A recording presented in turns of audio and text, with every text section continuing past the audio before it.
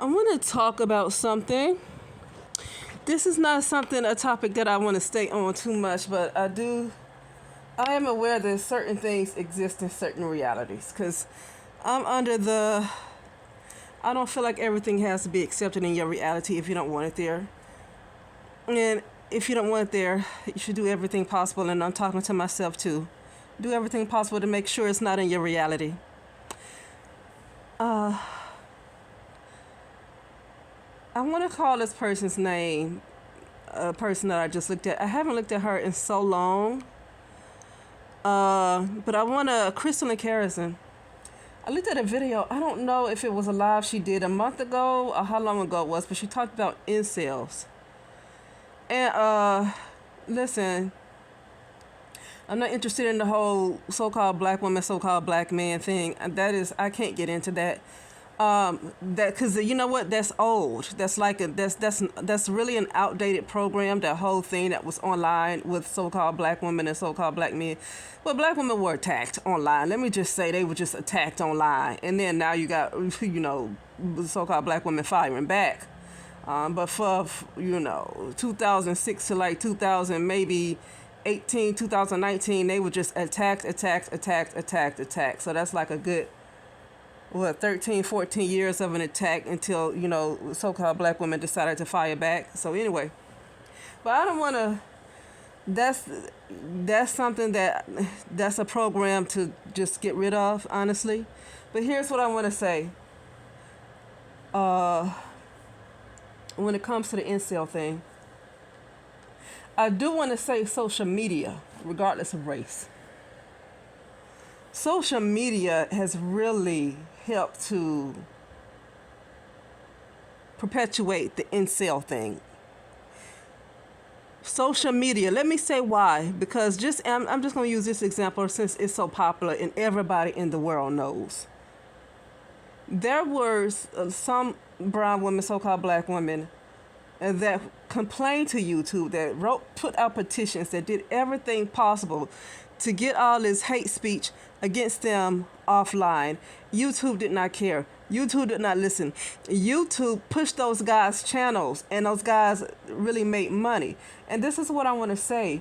Those guys, around that time, those guys with those big channels, do you really think they cared about a weave? Do you really think they cared about women getting welfare? Do you really think they cared about feminism that much? That was a program. And they kept doing it over and over again because they got money for it. They got money. Those guys back then, they don't care that much. Even, what's that guy named? Kevin Samuels. I never hardly watched his channel, but he don't care that much about what black women, so-called black, he didn't care that much. I'm gonna say he didn't. I'm saying he don't, like, nothing happened to him. But you never know what happened to people, and that's why I don't get into that stuff. But anyway, he didn't care that much about a so-called black woman's business. He didn't care. He got paid. He didn't care. So to get on, why did Kevin Samuels say this? Because he's paid. That's why. He don't care that. He does not care. Or he did not care. When somebody showed an old video of Kevin Samuels when he really, I think, first started out. And really, his videos were more positive, and it was towards helping so-called black men. Okay, they was towards helping black men. And then that was going nowhere. See, that type of content was going nowhere. Uplifting black men, telling them things like that, that type of content went nowhere. Nobody cared about it. And so when he got on, the getting on black women, that's when he got popular. That's when he became a YouTube celebrity. He became a star, a relationship expert. That's when he got all this stuff behind his name, when he got on the so-called black woman. Okay, that's what caused him to be so successful. So people, a lot of times these people in these communities like to hop on, like a lot of black women, or I like to say brown women, because that's how they get their success. That's how they get their money. They don't care that much about a weave or a wig. They don't care that much. I want to say how YouTube really helped to perpetuate the incels, though. Um, I remember it was like maybe 2015, 2000, I don't know when it was. It was before 2020. It was before 2018. And I remember I was at a lady's house. I was doing home health, occupational therapy, but I was doing home health. And so I was doing therapy in people's houses. And it was this lady. I was working with her mother, doing therapy with her mother, but I was having conversations with the daughter, though, you know. And I was telling the daughter about the stuff that's going on YouTube. I don't think she really knew too much about it. And a lot of time, those women back then, they weren't into YouTube like that. And I was telling her about some stuff going around on YouTube. Like, there's a lot of these guys are really saying negative things about, at the time I said black women. And these women, these men are saying really negative things about black women. And, you know, I told her, I said, you know, she said, well, one person's opinion don't mean, I said, you know, see, at the time, how old was I? I think I was about to turn 40 around that time. I was about maybe 39, something like that. I said, you know, I'm like up in age. I'm getting older. So what they say don't bother me because I'm already, you know, I'm getting up there anyway to the point where it doesn't matter to me what they say. I said, but what they're doing is they're messing with the future. They're messing with the future generations. I said, and they think they hurting the girls, but they actually hurting the boys. I said, they are hurting the boys more than they're hurting the girls. And she didn't really want to listen. She just said that well, one person's opinion doesn't mean that's everybody's opinion. I said, but this guy has a big channel, and he has people who listen to him, and he has young men who listen to him. But of course, once again, she didn't listen. I said this to another woman, a brown woman, and she felt like I was bashing black men. She felt like I was bashing black men. So you have also a problem of the perpetuation of incels of women who didn't care that they were being dogged out. Because when you did have women that come on YouTube wanted to defend themselves, and you still have those women still around today, they were attacked left and right. Left and right, they were attacked. When those other women clearly saw that there's like millions of, you know, bashing videos. And a lot of these other women, they completely ignored that to hop on the women who wanted to defend themselves. So the perpetuation of the incels really have a lot to do with these women that did not care that they were being dogged out and just put down. I mean, you hear it really is in rap music too. I'm going to say this again because I said this lady name so many times. When C. Dolores Tucker wanted to wage a war against gangster rap music. Okay? And you didn't hardly have a lot of women on her side. Now, okay, men, okay, it should have been some men on her side that cared about the generation of boys coming up because that's going to ruin the generation of boys coming up. Because definitely in other cultures, when those other cultures or those young boys tried that mess, those men weren't having it. That community, they knew it was going to turn it into trash. That type of stuff was going to turn the community into trash. But the C. Dolores Tucker, for the most part, seemed to be alone on this. She might have had some help from one or two people. Well, I'm going to say support. But for the most part, she was kind of on her own on that. The community did not care enough for the future generations. Okay? And so once again, brown women did not want to set a standard and allowed these guys to just completely disrespect them in music. And so it's no wonder that they were allowed to go on YouTube and disrespect the same way. And then you got brown women that's hopping on other brown women that don't want to tolerate the disrespect, and they trying to tell other women that they don't have to take that. And you get a lot of other brown women that say, you know, want to tear them down, you know, do anything to shut them up. And so, I said that to say that she was talking about how growing up, well, she was actually reading a study, and it was talking about it was a study that was done on kids growing up in single parent homes, and she was talking about, you know, a lot of times it's more likely a person to turn out like that to have all kinds of psychological type of issues when they come from those type of single parent households where one parent, specifically the mother, has to struggle like that. I want to say this, why I really think social media pushed the incels, and also you have a group of women who don't want to set boundaries to help to push the incels. Because in the brown community especially, they have been growing up in single family homes for a long time. Okay? Since the 70s and 60s, you will hear some men and some women talk about how it was for, and I'm not trying to encourage no single family home. No single parent home.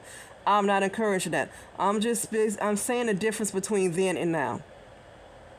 There's a lot of people that grew up in the 60s and 70s that will tell you that their mother was single, that she started off being married, and then the husband ended up leaving her, whatever the case is. I've seen so many stories like that, especially when I look at some of these old celebrity stories from the doggone 60s, these Motown singers from the 60s and all that stuff, and then these people from the 50s, these older Hollywood celebrities grew up in single family homes, started off married, but the husband ended up leaving, or the man ended up leaving the kids, and, separated from the wife, and then when he leave the wife, he just abandoned the kids altogether. That was a story from a lot of them. And they will talk about how they were poor and how they barely have anything to eat. The same thing. Actually, a lot of these kids got more to eat today than those kids back then did, right? Okay. But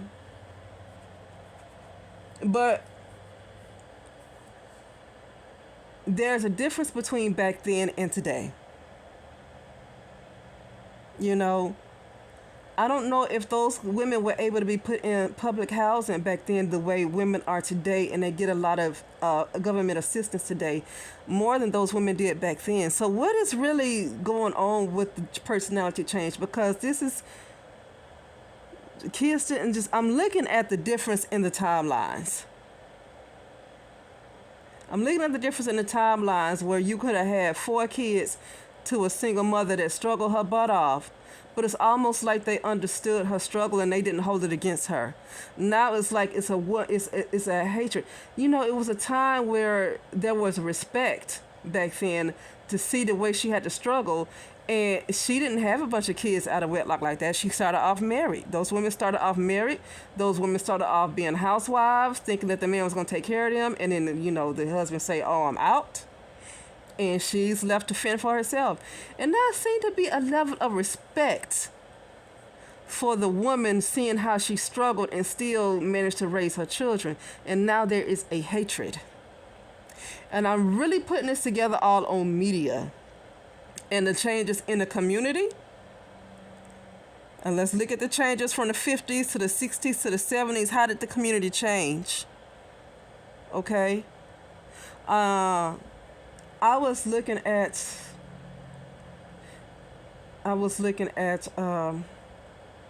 the story of Bumpy Johnson just a little bit. Now, Bumpy Johnson was like big in Harlem, right? When he went to prison for 10 years and he came back out 10 years later, just in, I think, the 60s, he saw how the community was changing. Like the men, it's like Bumpy Johnson of his time, they were thugs, they were mobs, but they had class. Like, this is in Harlem. They had class, they had pride in themselves, they would dress up. They had some kind of class, even though they were into that underworld type of activity. They still had some class about themselves. He went to prison for 10 years. He came out and it was straight trash in the community. Straight trash. So there is a difference. There's a difference in the mentalities from generation to generation too. So it's not just about coming from a single parent, being around, living in a single parent household. There is something going on with this particular generation. Because this isn't the first time people was raised in a single family household. There's a difference between the 50s, 60s, and then you get to the 70s, 80s, 90s, 2000s. There's a difference in the community. The community completely went down. completely went down to the point where people are lower than dirt, like people are lower than humans. They're lower than scum. Okay? But like, okay, and I'm going to end in a little bit. I want to talk about this example of Asia McGowan. So there was a guy, he had like social awkwardness, whatever. Social awkwardness is not a reason to really kill somebody who don't want to be bothered with you. A lot of people could struggle with social awkwardness, whatever. Okay? Social awkwardness is not a big deal. But anyway, this guy was, I don't know if he went to the same community college that Asia McGowan went to, but Asia McGowan was a student at this college. I think she was in her early 20s or something, 20, 21, something like that. And she was a popular girl. She had a YouTube channel. I don't know if it's still up, but she had a YouTube channel. Pretty brown-skinned, slender lady, slender girl. She can dance. She danced a lot. And she just seemed to have a very bright personality. And I can see why he liked her, because she seemed like the popular cheerleader type. Like, she seemed like the popular type that everybody liked. And she had a pretty face, too. Very pretty lady. You know, keep her hair nice, dress nice, dance. It's like she got the whole package. You know what I mean? One of those type of women, those type of girls in college and high school and stuff. And he was the unpopular guy that you see in the movies that wanted the popular girl, and he couldn't get her. But he couldn't take no for an answer, and he turned around and killed her. Now, who was he looking at around that time? When he killed Asia McGowan, it was shown that he was one of the people who tuned in. He was a follower around this time of Sergeant Willie Pete. Sergeant Willie Pete is one of the people who just kind of kicked off the, I guess so-called, really kicked off the bashing. I didn't watch him a lot. I didn't really hear of him until I looked at other people's channels and they brought his name up.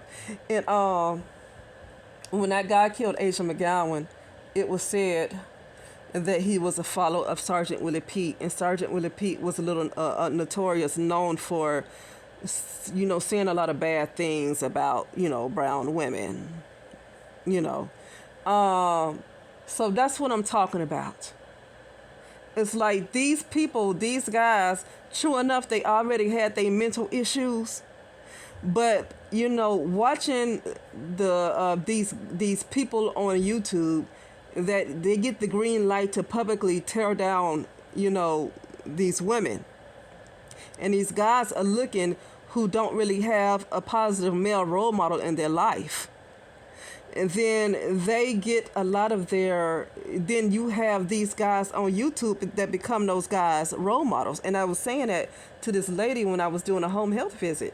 I was saying that when these young boys, they don't have positive role models. They don't have strong fathers in their lives. And so when they look at these guys on YouTube, those guys are going to become their fathers. And those guys did become their fathers. And so now it's like that helped to perpetuate that very sick mentality that you just kill whoever don't want you. I mean, they were already kind of, you know, these type of people, these type of guys or whoever, they were already, you know, had stuff going on mentally anyway. But a lot of them to not have positive male role models. And then they look at these guys on YouTube that make a career, a YouTube career, and grow their platforms off of tearing down women, brown women specifically. You know, then these guys, you know, you don't know what mental space somebody is in. So it can't be like, well, they shouldn't be looking at YouTube and taking that seriously. Well, that's the thing. Those guys were influencers, and they are the ones that's going to have the blood on their hands too. Because a lot of people that's looking at these platforms, they not all together in their head. And a lot of these guys that was these young boys that started off as being young boys was looking at these guys, they weren't all together in the head. 2006, what is it, 2023? Okay, so you got like 17 years ago is when that stuff started. Those were like could have been 10-year-old boys at the time looking at some of these guys' channels. And now they grown up, and that content literally raised them. And this is it right here. This is what you got. Well, like I said, it don't have to exist in everybody else's reality. But that's basically what you got. Okay? So yeah, that's all I want to say is about how just media, social media, I guess Facebook, even some of the rap music that come out now, you got a lot of these rappers or whatever, maybe even R&B singers, I don't know, that it's just become popular to just tear down, brown women. So it's just become popular. Media did help to perpetuate that because these guys were already not well in their minds. They were already sick. So you're going to take somebody that already come from a broken home, and then they tune into media, tune into YouTube, tune into Facebook, Instagram, or whatever, TikTok, where everywhere you turn, especially the stuff they look at, you get they looking at their counterparts constantly disrespected, and they don't have no positive male role model in their life. So what they gonna listen to? That is actually what helped them to turn out the way they did the most. Is people been growing up in single family homes, or single parent homes. Okay, I'm not to, but that's like I said it before. That's not to encourage a single parent home. But sometimes you can't do nothing about it. It's been plenty of times where people started off getting married, they have their children, and turned out they end up getting divorced. I think that happened with this group called the Silvers. That actually happened with this group called the Silvers that came out. I think this woman had all these kids. She was married. She had all these kids. That whole group called the Silvers. She had all these kids.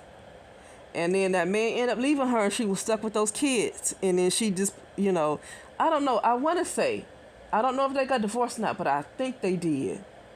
I don't want to be wrong about that, but I think that's an example. That's a prime example of what I'm talking about. How they did start off being married, and then the guy ended up leaving the man. The guy ended up leaving the wife, and husband ended up getting divorced. But then during that time, he leave the kids too, right? It was a lot of those Hollywood type of stories with these people that these 60s groups and 70s groups and stuff like that, and even 50s singers and whatever, or entertainers. That was the case a lot of times with them. But anyway, that'll be it, and I'll talk later.